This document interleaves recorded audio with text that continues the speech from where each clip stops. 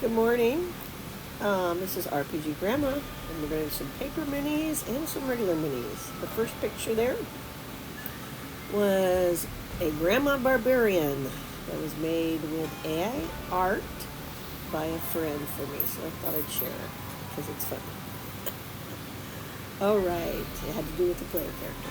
Paper minis. So what I did here was I printed out the images in regular paper, and then I glued them onto cardstock and then cut them out. Now put together, this is what one of the minis looks like. You can see it has wings. That's an option. You didn't have to do that if you didn't want to, so you could have elves or fairies made out of these ladies here.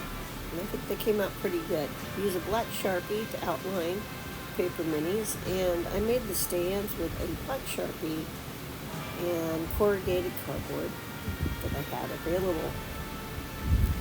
As you can see, you can make armies this way. So there's some alien ant guys.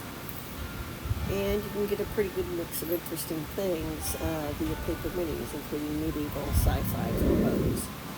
Now, I did bake some paper terrain. This is some of the first pieces I made. You can see the gaps, how things aren't lined up right. Use a Sharpie to fix that, but it didn't quite. As you can see, it's lopsided there. So that's why it has the moss on it. The moss was made with animal pine shavings, you know, the kind you buy for your pets. Put it in a coffee grinder and ground up. Then I dyed with food coloring in the water. That's how you do it. Then dried out slowly and then glued on. That previous image was a script I made from a PDF. Now these are goblins and orcs. Yeah, they're all green because that's what I did at the time. And it's from an old game. And we turned them into minis for the table.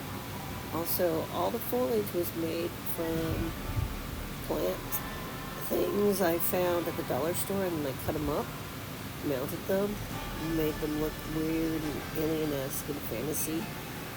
And to see the two kids here, Dakota and Mason, they helped paint two of the wolves, which they were totally excited about. They are now much older. All right, so that guy was still getting painted at the time, but if you look behind him, you see that wall.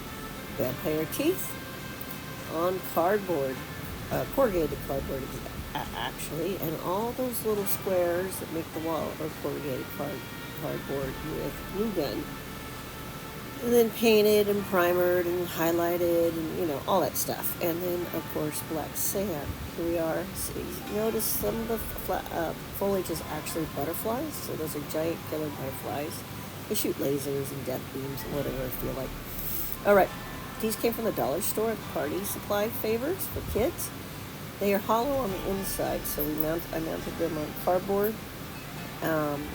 Painted them, and then gave them all different environments. So I have one in mud, sand, and water. Alright, so here is a Deltanius cube I made, and that's just glue gun over a clear plastic square tube that, you know, cut up. These are examples of both PDF'd and hand-drawn dungeon floor tiles I made. And I have them put together there. I'm messing around there with the idea of a raised floor with some art tiles I have. Hand-drawn on the left, and the right was a PDF of the wall. Again, here's my more hand-drawn ones. And on the right, the PDF of the wall, hand-drawn on the left. And so the hand-drawn ones, you can see are a slightly different shade color. I mean, not hand-drawn, but PDF ones that somebody else did. I was using them as a pattern to get an idea about how to make these. And finally, everybody, have a great day.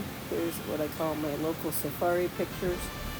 And this was a peacock I saw out and about one day that I had a chance to take a picture of. Bye!